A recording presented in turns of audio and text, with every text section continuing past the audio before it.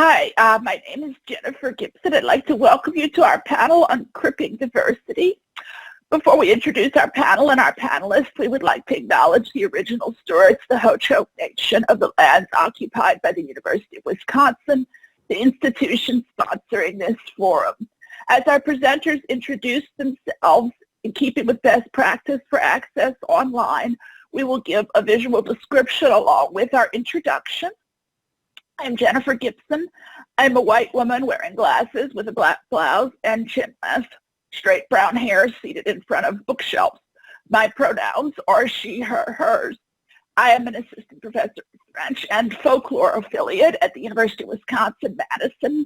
My research considers literature and folklore in 19th century France and Louisiana. They are particularly Creoles of color in New Orleans. And I am also work on designing for inclusion in digital learning environments. I identify as disabled or a person with disabilities. I am a frequent speaker on designing for access and inclusion in online environments. I believe in disability as an asset to organizational diversity and encourage people to think about cultivating cross-movement solidarity today. I'll pass this on to Sarah. Hi everyone, my name is Sarah Gamalinda. My pronouns are she, her, hers, and today I am wearing a yellow shirt with pink and green flowers. I am mixed race Asian American. I have straight black hair in a ponytail, and I'm also wearing glasses and red lipstick. I am a PhD student in the Department of French and Italian at UW-Madison, and I study race and representations of race in contemporary French and Francophone literature and cinema. So thanks so much. Really happy to be here with you all. And I will pass this on to Professor Bridget Fielder.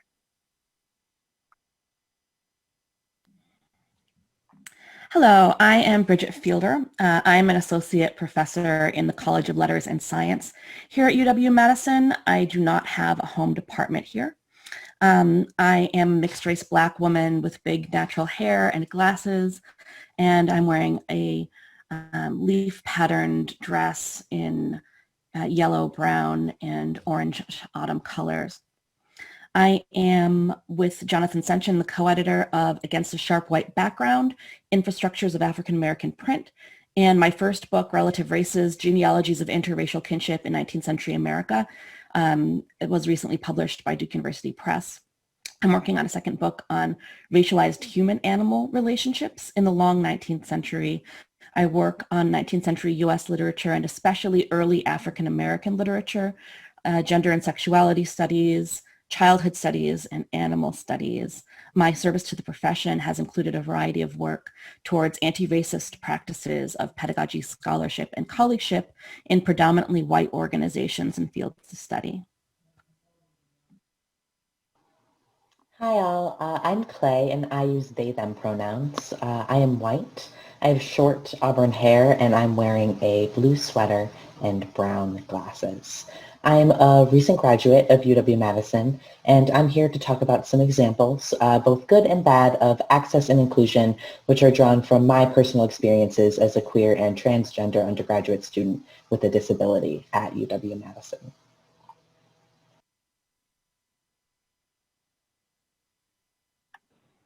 Hi, my name is William Winters. I use he, him pronouns. I'm a digital campaign strategist and coach based in Oakland, California. Historically, my work has focused on leading social justice campaigns that build toward large-scale systemic change. I am an African-American male with short dreadlocks. I'm wearing glasses. I'm wearing a blue shirt with a stripy checked pattern. I'm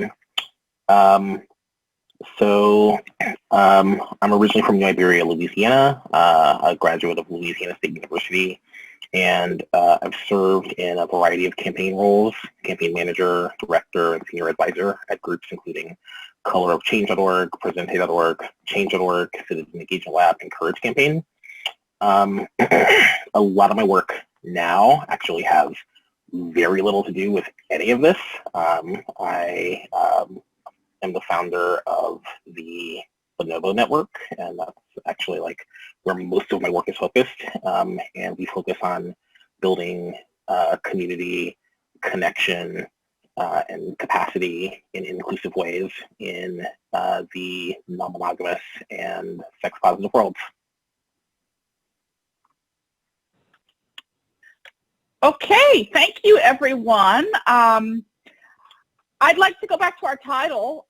For those of you who are joining us, I think Cripping Diversity speaks to making inclusion more inclusive, to recognizing the pervasiveness and harm of ableism. And I hope that many of you attended Ableism Interrupted, the presentation right before this one, which was basically Ableism 101.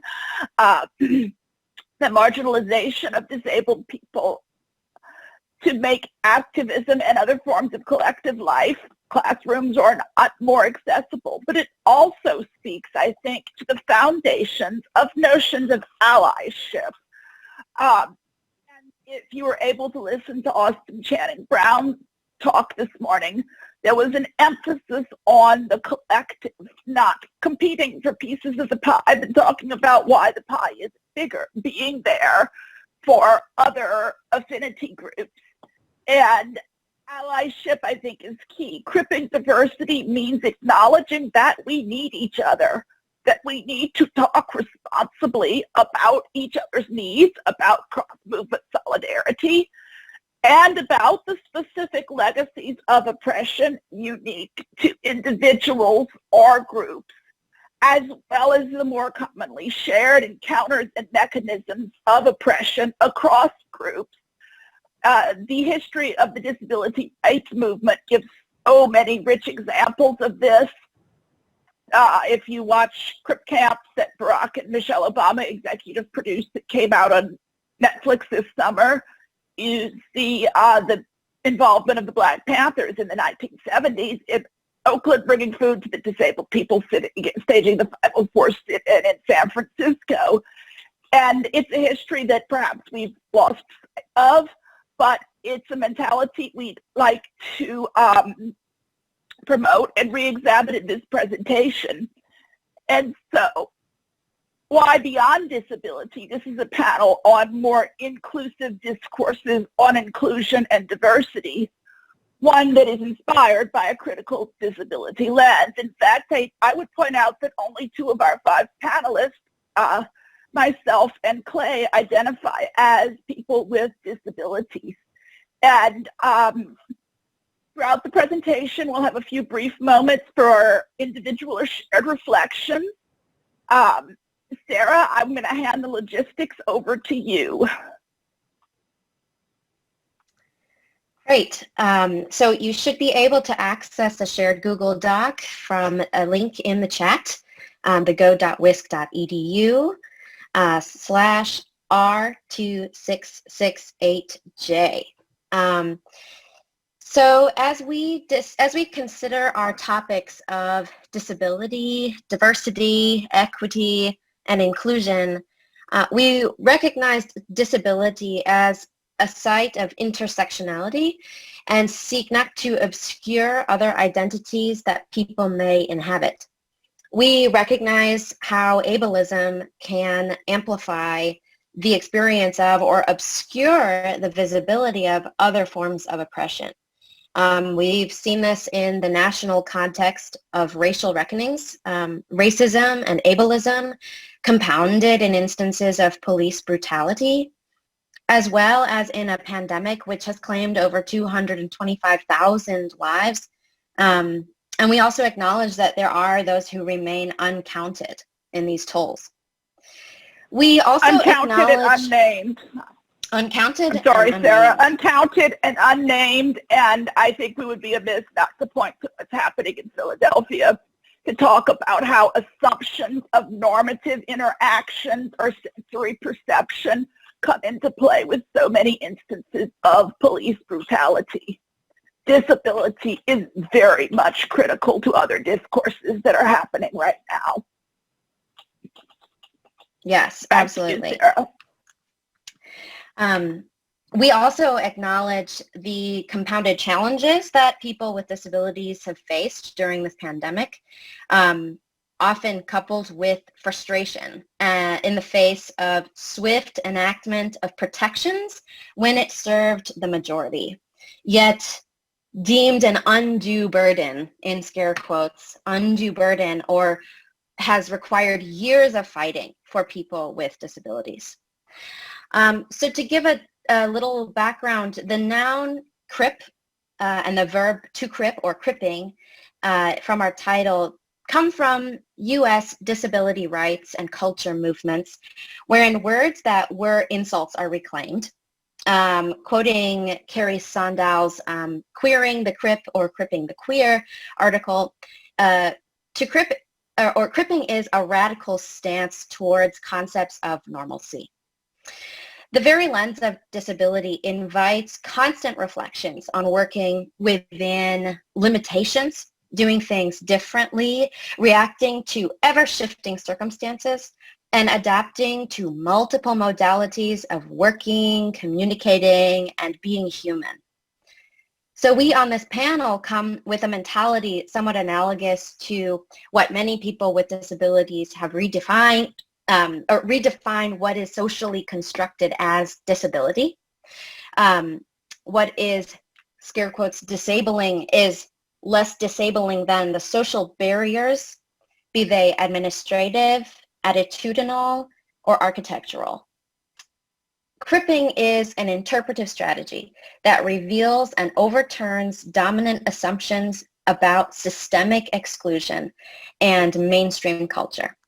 So disability is a generative force, a source of innovation, and cripping is the constant questioning and critical examination of normative structures and interactions that would otherwise go unexamined.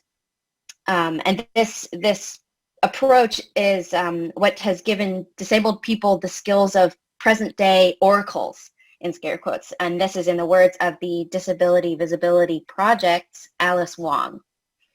So we offer this presentation as a meta-reflection on the very medium in which we find ourselves. Instead of a deficit mentality lamenting loss of not being together in the same space, our focus is on what can be gained and ultimately retained and leveraged as we move into new ways of thinking about normal, in scare quotes. And hopefully after this panel, new ways of thinking about diversity and inclusion. So I'm going to pass the word on to Professor Jennifer Gibson, but I invite you to reflect on the chat question in our Google Doc. When have you ever felt left out of something? How did it make you feel, and what did you end up doing about it? Thanks so much, Sarah. And we'll let people think of that really briefly. One of the things we want to encourage you to do is talk, and it was touched on in the previous one on Ableism Interrupted, when I believe her name was Patty, but I might be wrong, from the athletics department, the direct inclusion there, and is a disabled woman. And I don't hear disability being talked about when we're talking about diversity. I think the Diversity Forum has done an amazing job of including panels on disability, and I'd like to celebrate that.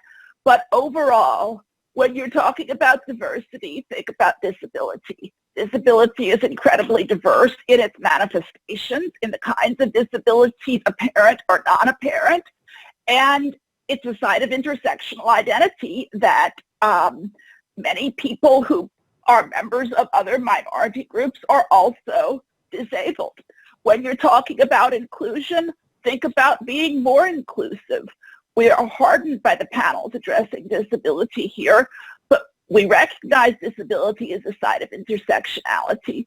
Too often, however, disability can become the unfashionable, in quotes, diversity.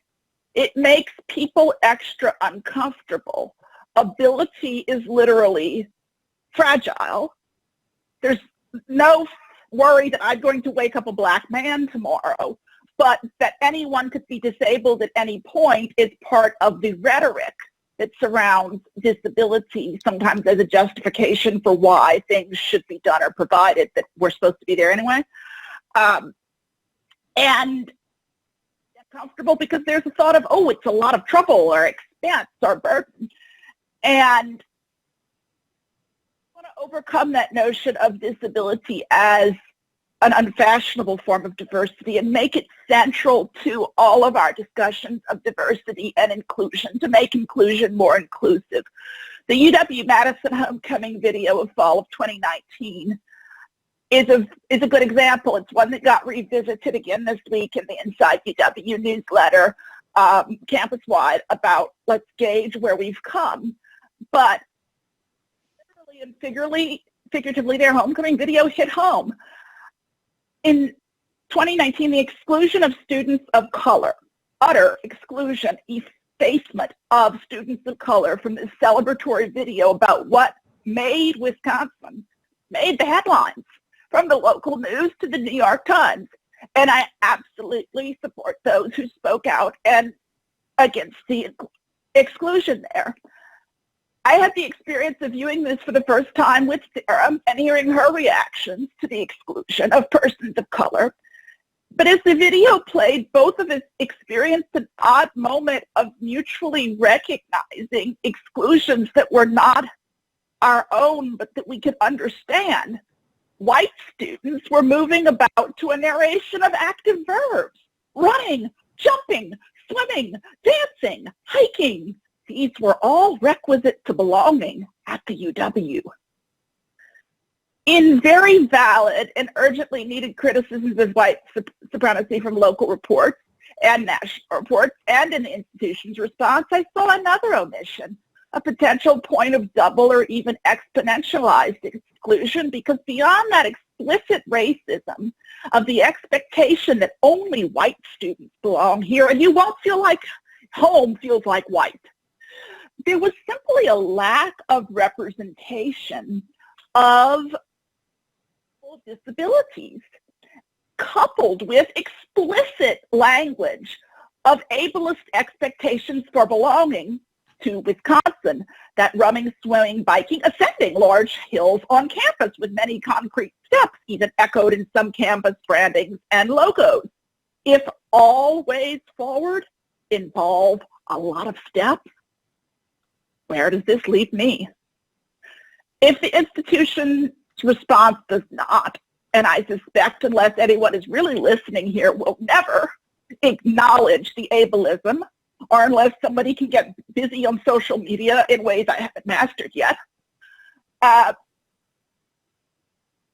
should I not have gotten the message in fall 2019 that I don't belong? That this is what's going to happen? Will this be acknowledged?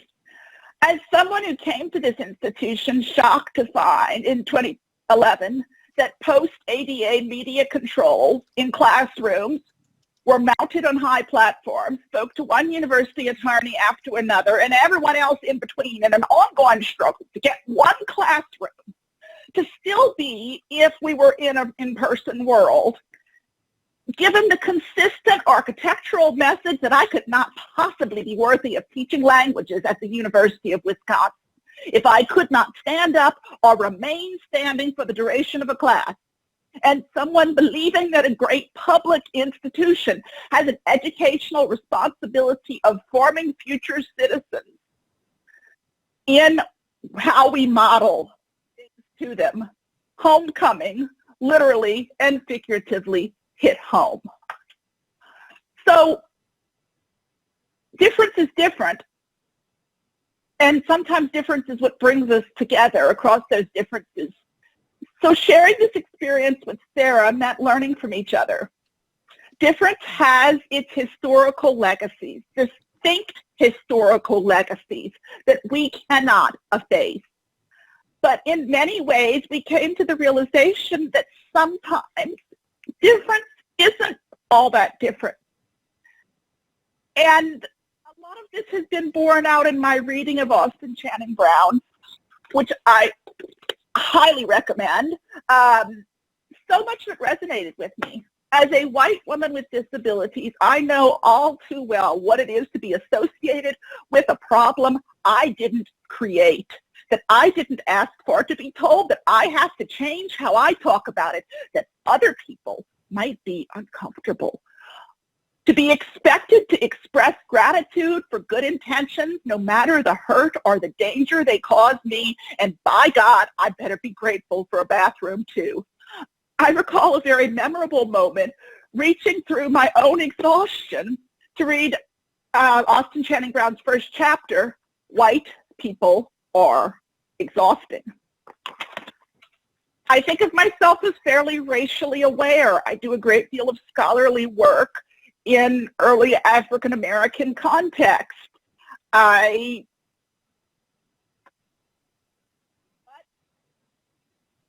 Brown's book helped me realize ways, even subtle ways, that I am part of the exhaustion of others because I read it as a white woman. Disability and racism are not the same.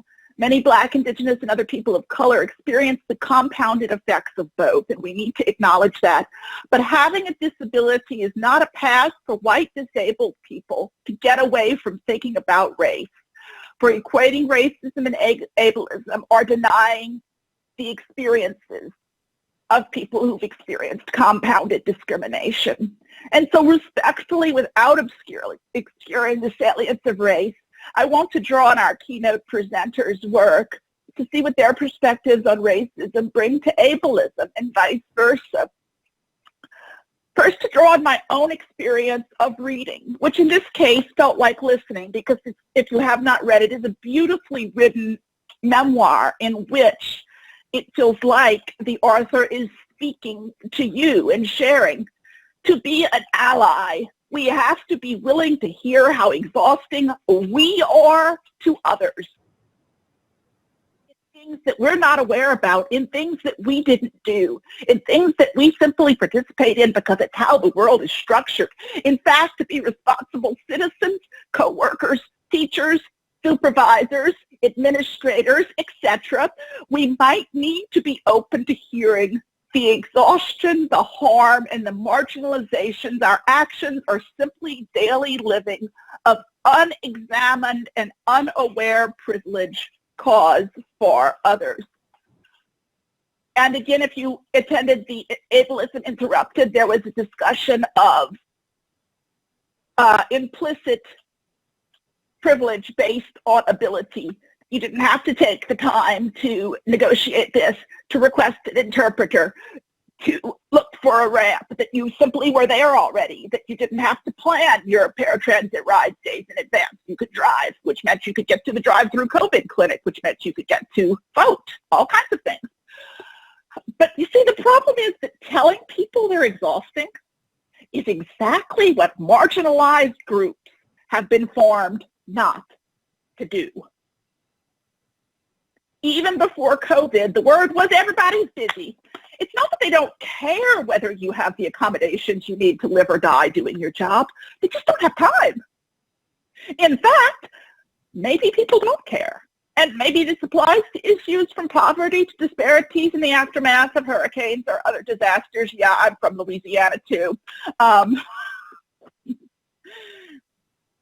It is too easy to blame the person around whom problems manifest for the problems, and to assume that that person's actions invited the problems or could have prevented problems, which then impacted them and others, or ever that they should, if they want it, maybe they should be trying harder and wanting it more.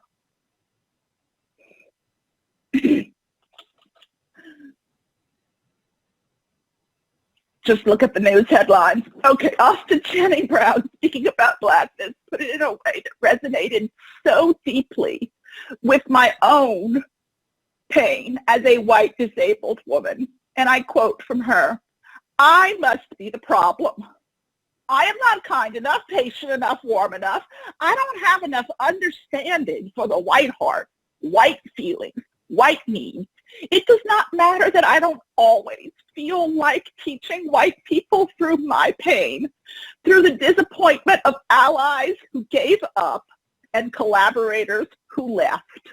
It does not matter that the well-intentioned questions hurt my feelings, or that the decisions made in all white meetings affect me differently than they do everyone else.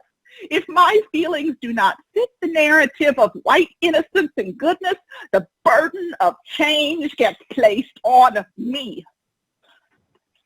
Perhaps if we can take the profound pain that Austin Channing Brown describes here, we can not only start to see how this plays out through one kind of systematic oppression, racism, in the case of her book on Blackness, but also more readily identify how similar things with different histories that deserve to be treated for their differences as well also play out in systems of oppression in order to stop the oppression broadly. Another example from Austin Channing Brown's book illustrates the cumulative effect of this work, which is not promotable work in most cases, and exhaustion. Her chapter, Whiteness at Work, double entendre, but in the workplace, gives timestamps of her experiences in the course of a day that struck me. Am I responsible? I am responsible for the feelings of white people. My boss will not defend me. My tone will be interpreted as angry, even if I'm just feeling hurt or misunderstood. My actual feelings could be used to fire me. My body is being scrutinized in ways that others are not subject to, and the worst is being assumed of me. Been there, done that. Time is part of equity, and to make things synced or respectful of other people's feelings, protective of their feelings, is a desire to preserve some sense of what is defined as normalcy or home. And normalcy is something that I think has come into question. Yesterday, Robin DiAngelo described white people as comfortable in a racist society and having no reason to want to disrupt that. Normalcy has come into question with the pandemic. So let's circle back to Cripping. Cripping is a radical stance towards concepts of normalcy to challenge non-disabled people to no longer feel comfortable living in an ableist society. So what can we do? We can listen, be it through written word, spoken word, signed word. We can listen to other people. We can reflect. We can change. And we can start awareness that changes what we do.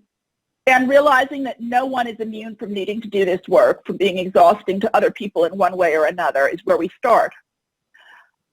I would say across the board, and you can nod if you're in agreement with me, we need people to solve the problem, not what they think the problem is, not what they want the problem to be. Help that oppresses the oppressed is more harmful. It puts that burden of refuting, of proving, of dealing with majority feelings back on the already marginalized people.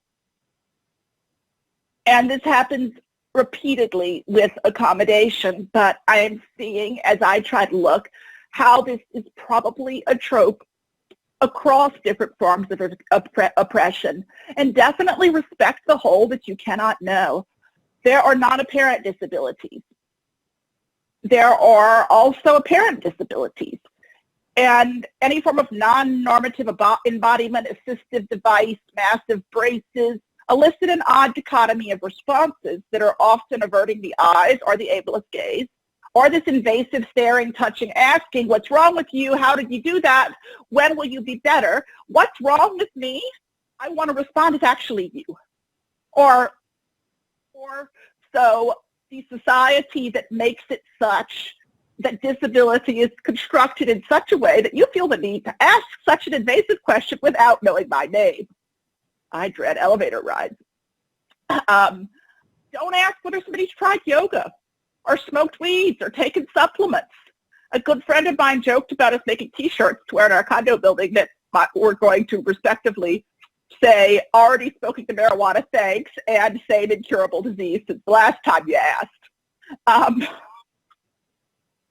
About what you're asking. People respect that people carry a cumulative impact of hurt as part of this whole. Whatever the reason for their marginalization, we will meet people at each other at discrete moments in time, but each person is bringing to each human encounter a cumulative sum, conscious or not, of the experiences that have brought us to the point. We can respect that. If somebody asks you for accommodation, you might not be the first or the only person that they have to ask. Respect that. There's an article on white-splaining that says if you step on my toes 5 times, it's going to hurt more the next. Respect the cumulative that people carry, the time that goes into it. Recognize time is a huge factor in inequity. And look at your own successes. Could a qualified individual of a different race or of different ability status have achieved the same thing in the same time with the rest of the life you have, be it family or whatever? And if you can't answer yes, then the best check for institutional or organizational equality has been resoundingly failed. And I would encourage you to read UW-Madison's own Ellen Samuels' essay, 6 Ways of Looking at Crip Time.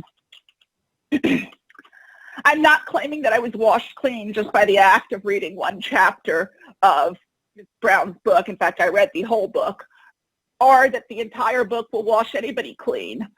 But through my own exhaustion, I didn't see everything clearly. I just saw more and learned better how to acknowledge the need, which is something we need to keep on doing. And I share this personal anecdote so that we can focus on intersections of systems of oppression across communities, take into account the fact of both white privilege and disability as informing certain positionalities, mine included, recognizing how this impacts my relationships and what I do on a daily basis, create spaces and openings for further sustained and intersectional conversation. And the best allies I have found recently are not the people who share my exact or similar obstacles, but who know that they don't and respect that. And in acknowledging that, listen to my experience, and above all, respect my experience, which is something that I endeavor to give in return. And I will hand it over to Professor Bridget Fielder. If we were doing a T-shirt version summary of this, I think hers would have to be, even if it's unconscious racism, it's not inevitable or excusable. And I will mute myself. Okay, thank you very, very much. I want to begin today just by thanking the various people who are participating in these panels this week. This is work that necessitates emotional as well as intellectual labor. And I want in particular to thank those for whom such participation comes at a likely detriment to themselves for the benefit and improvement of others. So thank you especially to those people who bear the inequitable burden of what we call diversity work and who are often undervalued and uncelebrated in institutions like ours. Thanks very much, especially to Jennifer for the opportunity to participate here today, and to Sarah Gamalinda for her organizational assistance. So all of you have more experience in disability studies work than I do. I'm bringing my interests in anti-racism work, especially in predominantly white spaces, to this discussion of how ableism and racism function in tandem. And so I'm interested today in the ways that white fragility as a concept describes how racism uses ableism as a mask. D'Angelo writes that white fragility is not weakness per se, but a powerful means of white racial control and the protection of white advantage. So we can see then how white fragility masks as inevitable what is a clear choice. So what I want to talk about under this theme, the fragility of ability, is the ways that ability or inability to confront or cope with racism are alternately normalized or pathologized. Put simply, for some people, the inability to deal with racism is coded as natural or normal. What is termed inability is not characterized as deficit according to this ableist logic. It's actually a refusal, but we can see here how the illogics of racism and ableism are working together. Meanwhile, the refusal of people of color to simply absorb racism is pathologized. For some, refusing to tolerate racism or to help repair it gets characterized according to these ableist logics as disability. So I begin with ways that white fragility uses this logic of inability. And I'm interested in here especially in this racially disparate use of inability and ability according to these intertwined logics of racism and ableism. So what I'm highlighting is the kind of slippage that D'Angelo discusses when she talks about how the forces of racial socialization makes white fragility refuse to trace the effects of racial history into the present, and characterizes this as a supposed inability to do so. So this slippage between unwillingness and inability to recognize or address racism is at the heart of white fragility, and is also, I think, at the heart of the kinds of racist experiences that Jennifer is discussing here as well. So this is an obscuring of the refusal to engage in racism by shrouding it in a pretense, in a co-optation of logics of ability. So I'm a scholar of mostly 19th century US literature, and so my examples are old ones, but I think they nevertheless resonate in the present. So I'm going to start here with the ways that we can see this refusal to engage or even think about racism. And I'll use an example from the white anti-slavery author Harriet Beecher Stowe's 1852 novel, Uncle Tom's Cabin. So in this story, Eva St. Clair is the white child of enslavers, and she learns about violence that's enacted upon an enslaved woman next door, Prue, and Prue's subsequent death. Eva wants to know more about what happened to this woman, who we learn as readers has been sexually assaulted, her several children taken from her last child starved to death, and Prue herself has been severely whipped, locked in a cellar for a day, where she has apparently died. When Eva overhears these final details regarding Prue's fate, discussed among the enslaved people on her own family's plantation, Dinah, another enslaved woman, worries that Eva's changed countenance suggests that she might faint, and says that she should not hear such talk. Eva responds, "And why shouldn't I hear it? It ain't so much for me to hear it as for poor Prue to suffer it." The enslaved adults worry in this white authored novel that Eva's father will be angry if she learns about these things, but these characters are also concerned for Eva's own health. Dinah declares that the story isn't for sweet, delicate young ladies like you, and goes so far to pronounce that it's enough to kill him. This concern that simply hearing about racism is enough to kill a white child is justified by Stowe's plot. Eva ultimately does die of seeming grief over slavery, from the effects of witnessing enslavement's horror, that's the stories that she says sink into my heart. Now, the problem with Eva's feelings is not that she's sad about the state of enslaved people or disturbed or upset, but Stowe's representation of Eva's feelings prioritize these over those of other enslaved characters. And this prioritization is justified by this narrative arc that gives us Eva's own illness and death as a result of simply learning about racism. So while the story is one extreme example, it follows a general logic that I think is familiar to us at the heart of white fragility. The idea that even contemplating racism is harmful, perhaps physically harmful, to white people, that they are actually unable to do this. Moreover, white fragility prioritizes this inability, this assumed, supposed inability over the racist harm done to non-white people, who are somehow assumed to be better able to endure racism effects. So in Uncle Tom's Cabin, Eva has what D'Angelo characterizes as a lack of racial stamina, but meanwhile, her counterpart, a young enslaved Black girl named Topsy, survives a variety of racist abuse. Topsy is somehow able to endure far worse physical and psychological abuses than Eva could not even bear to hear about.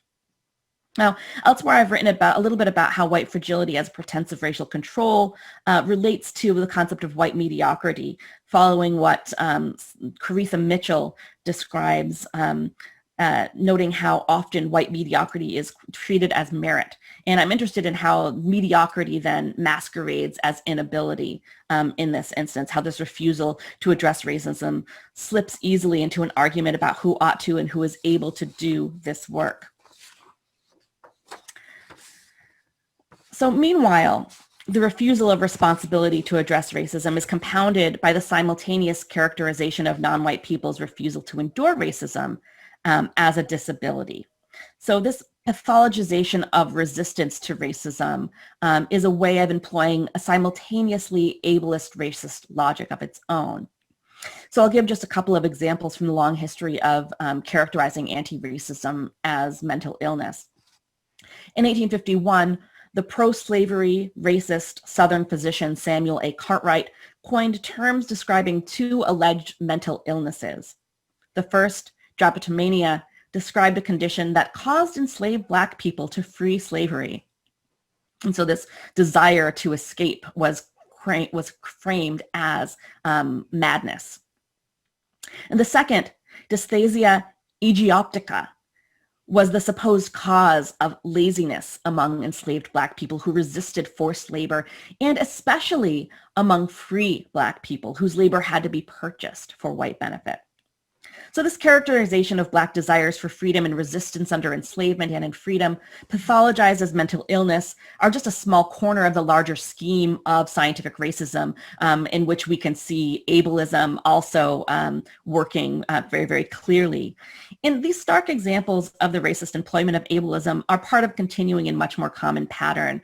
We could see these this long history of pathologizing Black unwillingness to shoulder the inequitable burdens of racism, and this too is linked to these assumptions about Black people's capacity to work, and perpetuated in predominantly white institutions like ours, in which Black, Indigenous, and people of color take on an inequitable burden of anti-racist work, because of course we are assumed to be better able to do this than others are.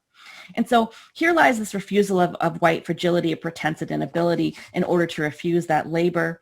We can think of a more contemporary example, I think, in the trope of the strong Black woman, another racist trope that is steeped in the same ableist logic, the assumption that Black women are somehow particularly, even inhumanly, able to absorb racism, to endure abuse.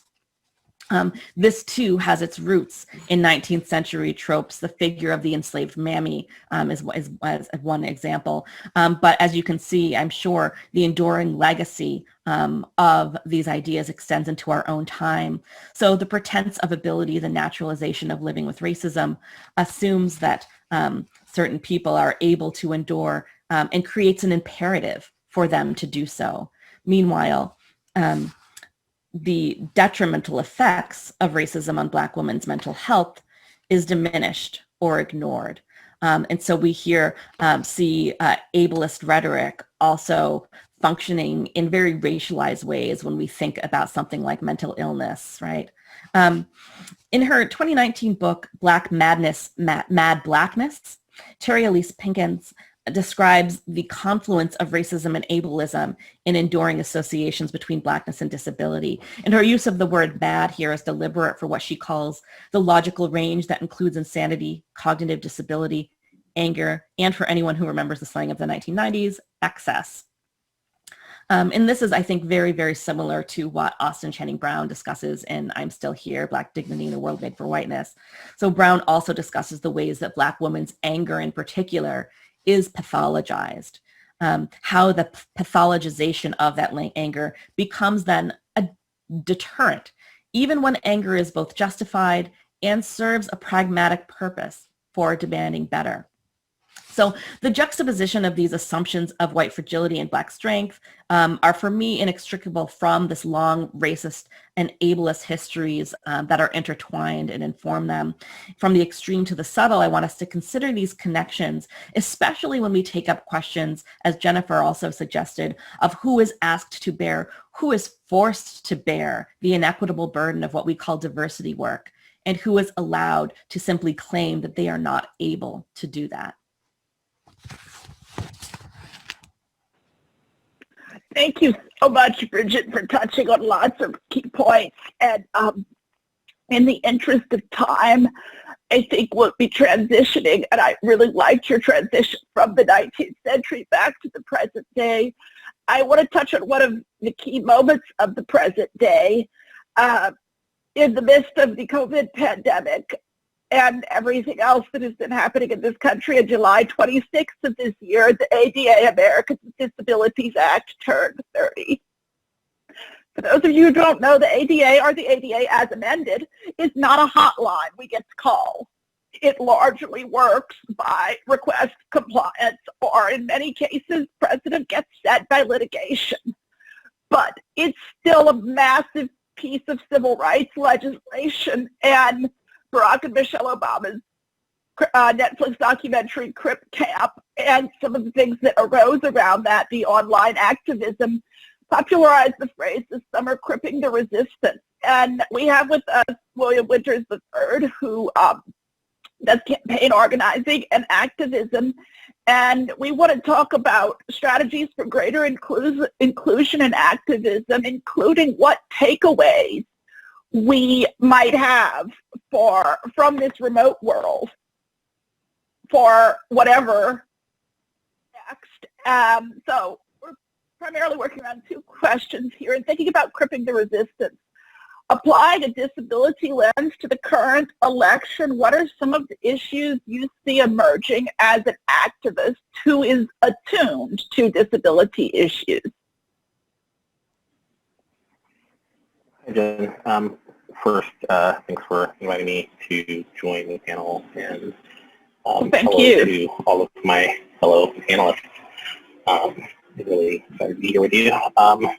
So, you know, I think that one of the things that is emerging right now as a conversation is the importance of ballot access and the ways that lack of access to the ballots is being weaponized. I think that, you know, it's for someone like me who comes from a racial justice campaigning and organizing background, you know, it's very easy to see the parallels between efforts to disenfranchise Black voters today and the historical efforts to disenfranchise Black voters.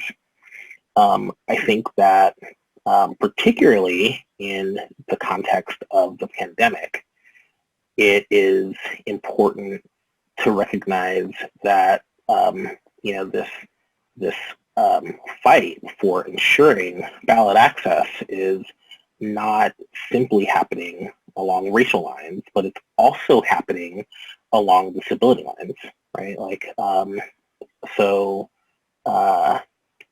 if people have to brave a pandemic, like brave a deadly disease in order to exercise their right to vote, how robust is that right to vote actually, right? And so I think it's important that, like, as you know, the organizers and activists who are able-bodied and who you know, like have, you know, awesome historical analyses about, you know, ballot access, like are talking about this. It's important that we expand the story and make sure that disabled folks are are not only included, but also, have a seat at the table in telling their own stories about how the anti-democratic moves of one party are, and not the Democrats, are impacting their right to exercise their franchise. I liked what you said about expand the story. I think that's a great thing to take away from this. And also, if we look at the history of the disability rights movement, the slogan, nothing about us without us. In fact, most of the stuff about us happens absolutely without us. But there couldn't be a bigger national example than a presidential election. And there are so many obstacles and extra obstacles.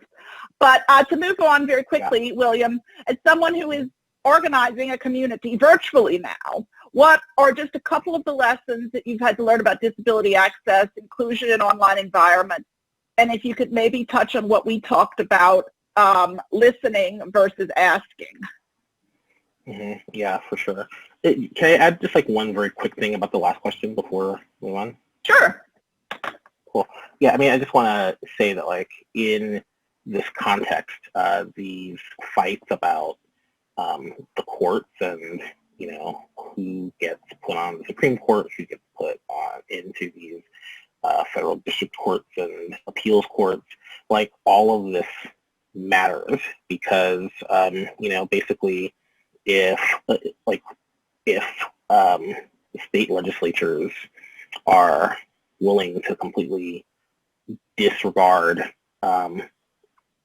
the rights of disabled folks to vote, not to mention Black folks and Latinos and everyone else, then these judges are willing to just completely ignore the ADA, completely ignore ballot access, and completely ignore the importance of the right to vote and the fundamental sort of promises of citizenship. And that is just such a frightening thing for our democracy. So to go on to your second set of questions, let's see, a couple of things I've learned. Yeah, I mean, so, I organize a primarily virtual community. We existed, largely in person, and then we had to move online. And so, we've just had to learn a lot pretty quickly. And I would say that we're still learning about online accessibility. And, a couple of things. I mean, one is that it's important to make sure that we as organizers are proactively asking for and inviting information from folks about their accessibility needs. And, I'd say that's a place where we absolutely still have room to grow. But it's like one of the things that we're sort of thinking about and grappling with and strategizing around as organizers. And I think that's a key takeaway. We talked about how asking is not accessible because it requires me needing to approach you, not necessarily knowing how, but saying if you need an accommodation or do you need an accommodation, then do this, puts you as the organizer in the position of listening, or you as the employer, or you as the business owner in the position of listening, and not the person needing the access in the position of asking. Asking is not inclusive, and it doesn't feel good. Yeah, and I think that, this is a place where, having some version, I think that, in many cases of, someone with a majority identity trying to figure out how to,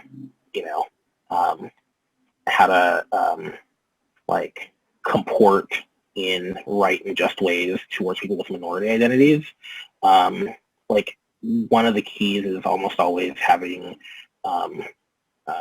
like accountable and real and, where appropriate, and it's often appropriate, even paid relationships with folks with those minority identities, so that like you can have, as an organizer, as someone who's like taking on the responsibility of bringing people together, a sense of like how best to be inclusive, and again, I think that that's like one of the things that we are working on in the work with the Bonobo Network. Okay, I think well articulated that expert perspectives are useful, and when possible, even with nonprofits, and we recognize that it can be a struggle, that labor should be paid. Yeah.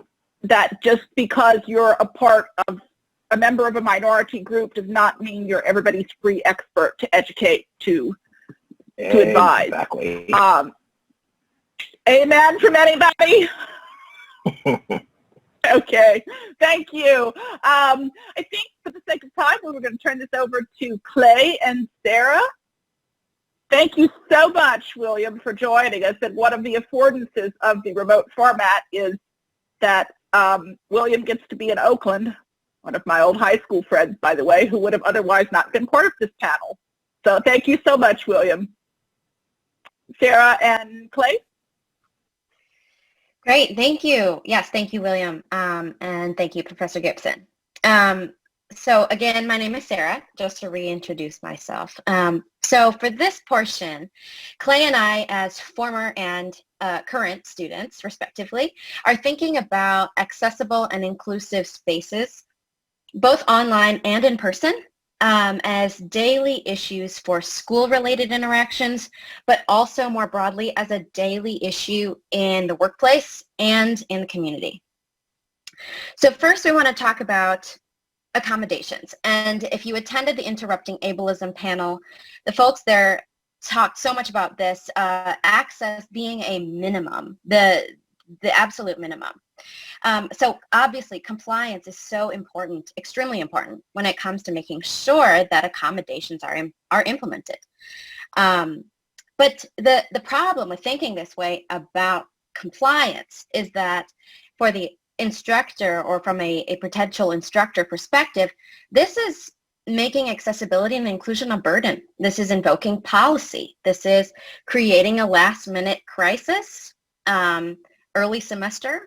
And I'm going to quote from Professor Gibson here, who said in online teaching training, quote, "In asking, what do I have to do, we reduce disability to a problem, often a problem from which an ableist gaze will be readily averted after the provision of a minimally compliant solution."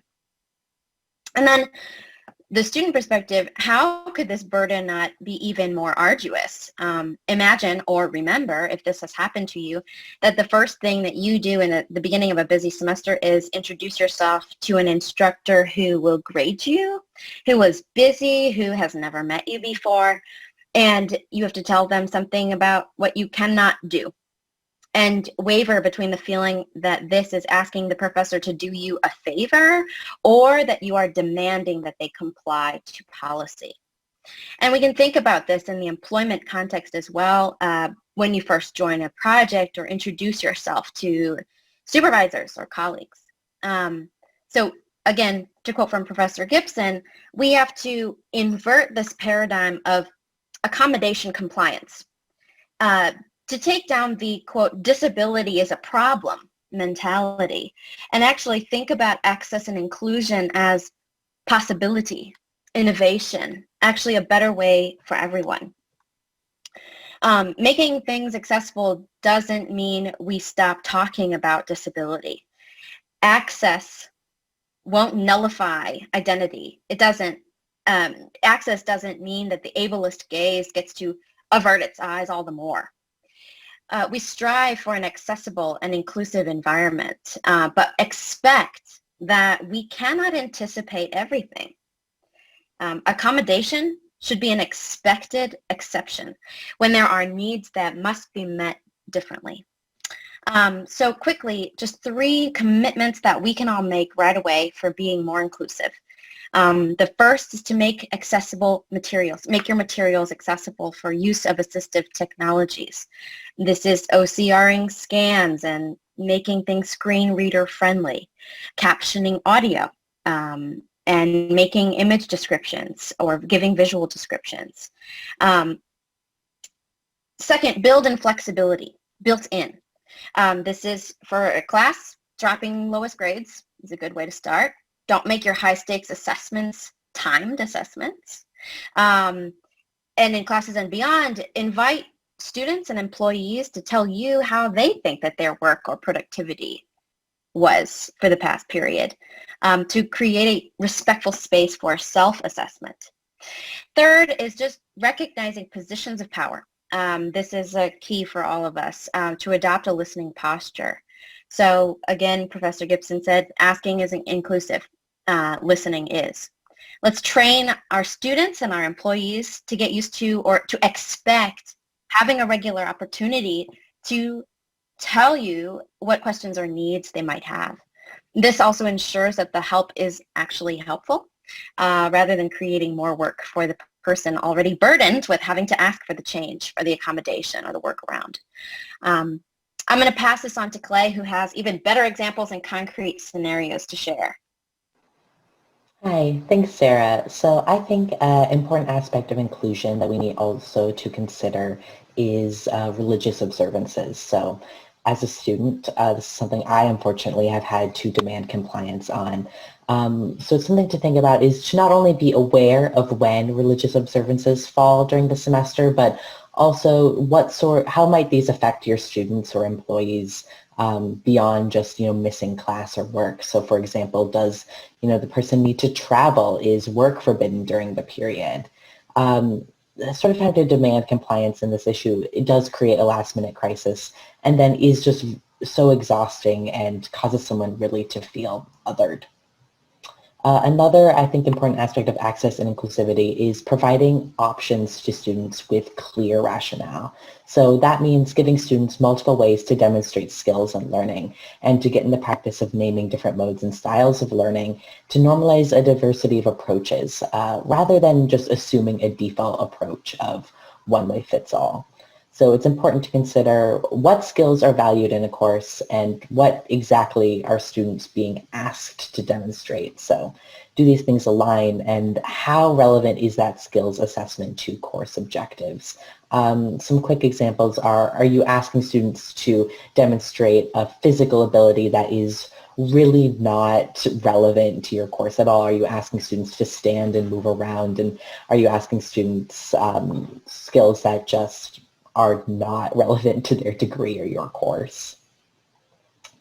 So it's something I've unfortunately in the past sort of been asked to do some of these physical things, which has forced me to sort of out myself to a room of my peers or out myself to a professor as having a disability, which is not information that anybody in that room, that professor, is entitled to. That really should be my choice to share.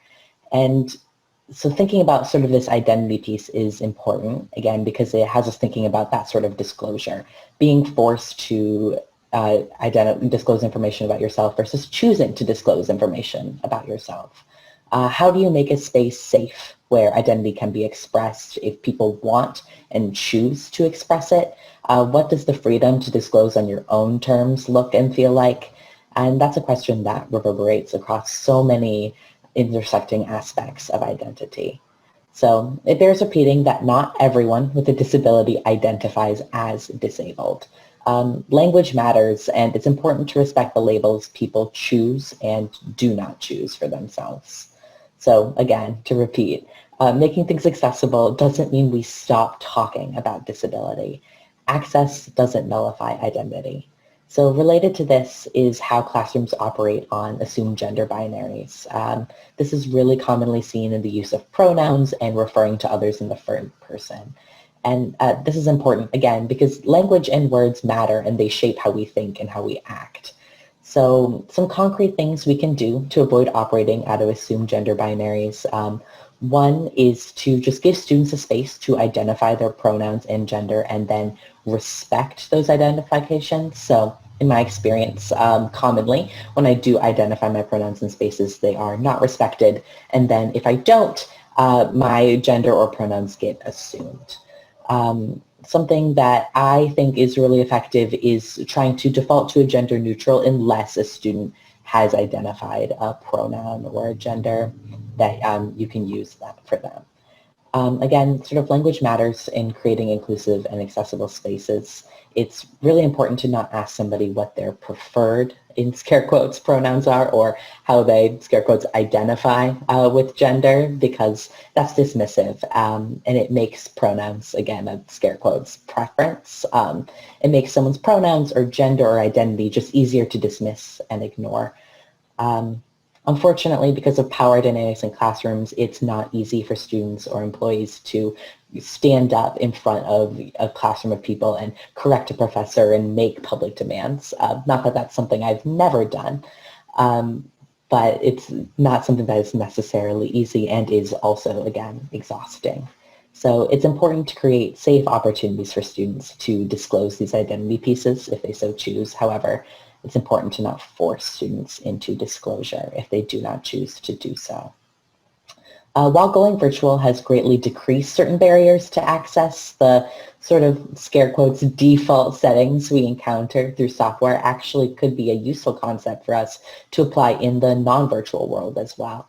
Assumed defaults, in scare quotes, about race, gender, ability, class, religion, in the virtual world mean that you can find plenty of online articles establishing ideals or norms about the, quote, most professional home, Zoom, office. And this raises issues with all of the above. Because it polices private space and personal embodiment, interaction, and personal expression. So as a reminder, let us not impose uniformity or homogeneity, but recognize and invite difference in a way that is caring and respectful of each other and the bodies and spaces we currently inhabit. Excellent. Thank you all so much. And I think in some ways the remote moment has made things more accessible. For other ways, less so, especially for people who deaf or hearing impaired. I attended a talk on photocentrism, which pointed out that Zoom triggers active speaker by sound. And the person was trying to teach a class in ASL. The active speaker made no sound. And also remember how quickly change was made, and that remote work environments, which disabled people asked for accommodations for years, happened very quickly when they served the needs of the majority. I want to close with a few takeaways. I know we don't have a lot of time left, but I'm going to say, is anybody angry? If you're not, you're probably not paying attention. You're not angry, you're not paying attention. As Austin Channing Brown reminds us, anger can also be generative and creative. And one of the things she kept coming back to her talk this morning is rest and self-care to fight these fights and the battle fatigue of racism. I think there's battle fatigue in accommodation. In fact, I know there is. How can I rest if no one else is interested in my survival but me? How can I rest if I get stuck in -5-degree weather and don't have a way into the building? And Austin Channing Brown also said today it's very easy. It's really easy to fire the dissenter. It's really dangerous to be the only one making waves.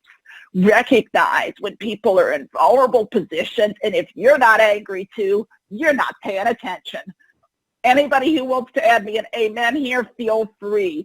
The niceness and good intentions, a reminder, expression wears the disguise of niceness, of collaborative practice, of good intentions that have gone unexamined examined of decisions made in meetings by people who don't embody this sphere. Good intentions ruin lives. They ruin careers just as fast as bad ones, and good intentions kill. And for people who are not being marginalized, you have to grapple with your fear and not just say, I want to be nice. The source of our hope cannot be rooted is this quote. The source of our hope cannot be rooted in whether or not people get it or care. It just can't. Complicity kills and silence kills, not just in egregious acts of standing by while something happens, but in those smaller microaggressions, in the questions that get asked, the hair that gets touched, the wheelchair that gets fingered, and could you please keep your hands off my legs when I'm in an airport? Just because I needed wheelchair assistance does not mean I have lost my agency to tell you not to touch me. And on a larger scale, not just in one of those passing but harmful encounters, don't let your helping be more of a problem. Don't let the help be hurtful. Listen and learn from one another is what we were trying to get from this. Difference is different, and we need to respect those differences, but we can also talk about experiences that bring us together from within the margins.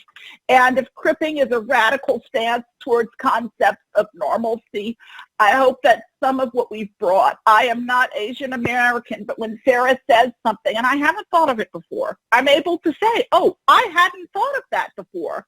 But because we've established a certain level of dialogue and trust, this comes organically out of a commonality of experiencing differences.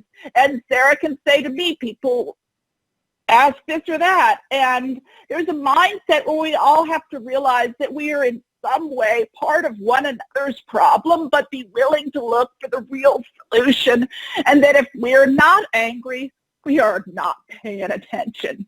And if we're not acting, we are not letting that justified anger fuel productive action, which can be big. I'm not saying you're all going to become community organizers, and it can take small form. Reflect or become aware, first of all, of your own everyday and the privileges and marginalization. Start with yourself before you go out and organize something else. And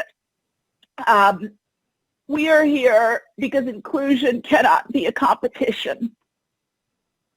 Those pieces of the pie Austin Channing Brown talked about this morning when she said, ask why you're not getting the bigger pie. Cripping diversity means that disability does not have to be at the center of everything or in competition with race or gender or anything else, but by challenging norms in a radical stance toward concepts of normalcy. By challenging norms, cripping diversity makes inclusion more inclusive, brings us together from the margins, acknowledges and values differences as well as intersections and commonalities, and ultimately allows us to come together in the belief that injustice everywhere, as Dr. King said, really is a threat to justice everywhere. We need each other. We are made stronger by recognizing our own interdependence, and that is the inherent nature of allyship in any true discussion of inclusion.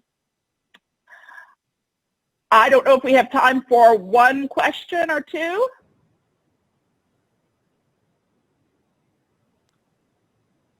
We may. I'm happy to preach. We have for one more minute, okay. But let's take 1 minute. We have one question from earlier. This is, the question is, interested in all the presenters' perspectives on cripping their work / cripping the institution.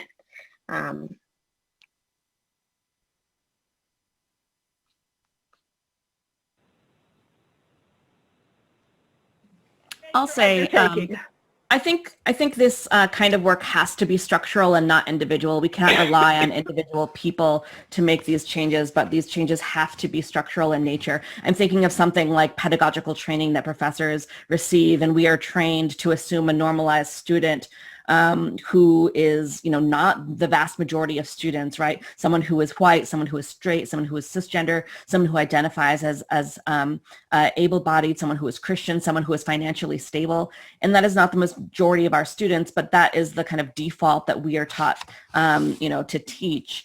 And if we wanted to say improve the kinds of things that Clay and Sarah are describing, we could also think about how to not just rely on the kind goodwill of individual people, but to make this an imperative part of their training, or to make this an imperative, just like, the fact that you have to enter grades into the system at the end of the semester, so that we have the tools that will allow people to do that work. And so I think these problems, because they're collective, require collective solutions rather than individual ones. And that make them less daunting and make it part of shifting expectations, I think would be the words we want to end with. Shifting expectations, which makes accountability, which causes responsibility, just like you had to enter grades. Thank you all so much for joining us today. I believe a recording of this will be made available online. And thank you to all of the wonderful presenters here, and wishing you well for the rest of the Diversity Forum. Thank you so much.